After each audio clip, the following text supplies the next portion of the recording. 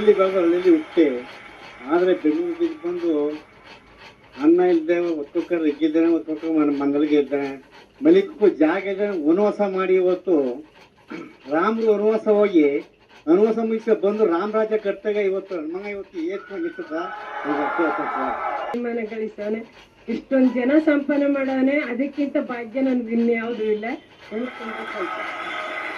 ಮನಸ್ಪೂರ್ವಕವಾಗಿ ಈಗ ಅವ್ರ ಆಟದ ಮೇಲೆ ನಂಬಿಕೆ ಇದ್ದಿದ್ದಲ್ಲಿ ನನಗೆ ಗೊತ್ತಿರೋದು ಬಹಳ ಪ್ರೀತಿಯಿಂದ ಹೊರಗಡೆ ಅಷ್ಟೊಂದು